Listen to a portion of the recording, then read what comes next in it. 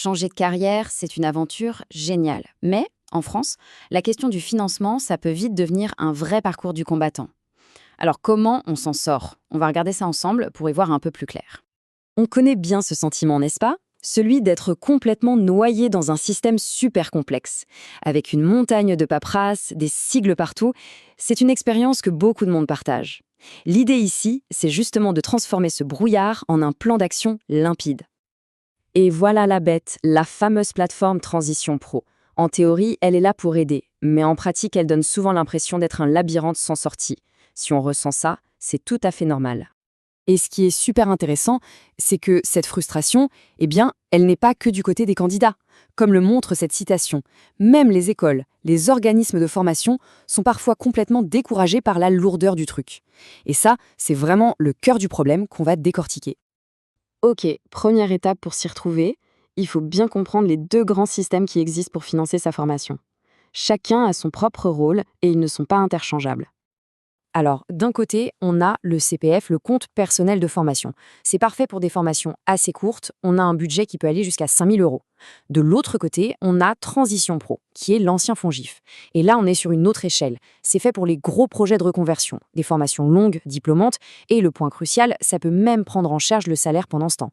Donc le choix, il dépend vraiment de l'ambition du projet. Maintenant, attention, que l'on parte sur le CPF ou sur Transition Pro, il y a une condition technique qui est juste incontournable. C'est la clé qui ouvre toutes les portes pour le financement.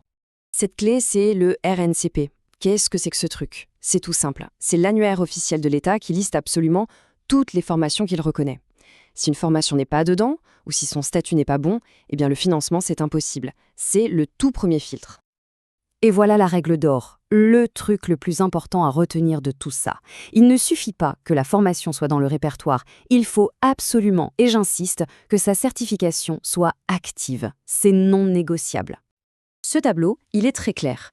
Statut actif, c'est bon, le feu est vert, on peut continuer. Statut inactif, c'est un mur. Le dossier est refusé automatiquement, même pas la peine d'essayer. C'est exactement ce qui est arrivé, par exemple, à la certification de conseiller en naturopathie, qui portait le code RNCP 28414. Du jour au lendemain, elle est passée inactive, et ça a bloqué net tous les financements. Donc vérifier ce statut, c'est la toute première chose à faire.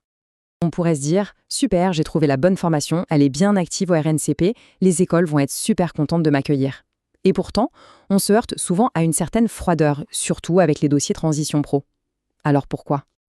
Eh bien voilà la réalité vue du côté des écoles. Il faut se mettre à leur place. Gérer un dossier Transition Pro, c'est une charge administrative qui est juste énorme. Pour un seul candidat, il faut remplir des tas de documents, faire des bilans, des entretiens. Et si à la fin, après tout ce travail, le dossier est refusé, tout ce temps est perdu, donc on peut comprendre qu'elles sont un peu frileuses.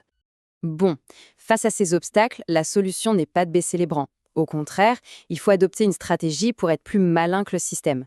Il existe un moyen de renverser la situation et de reprendre complètement le contrôle de son dossier. La question, c'est donc comment on transforme ce parcours du combattant en une démarche qui fonctionne. Le secret, c'est une petite astuce toute simple mais redoutablement efficace qu'on peut faire directement sur la plateforme. Et la voilà, cette fameuse stratégie, en 3 temps. D'abord, on repère plusieurs écoles qui font la formation qui nous intéresse, en vérifiant bien sûr que leur statut RNCP est actif.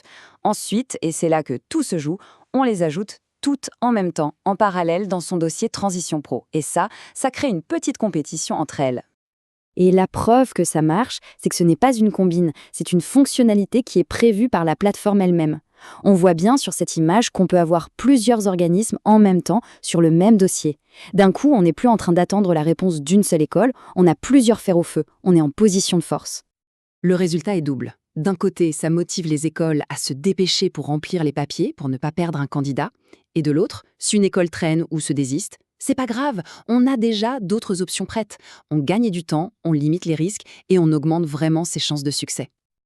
Voilà, avec la bonne information et la bonne stratégie, le labyrinthe administratif devient tout de suite un chemin beaucoup plus simple. La question n'est plus comment je vais financer ça, mais plutôt, bon, où est-ce que cette nouvelle carrière va bien pouvoir m'emmener ?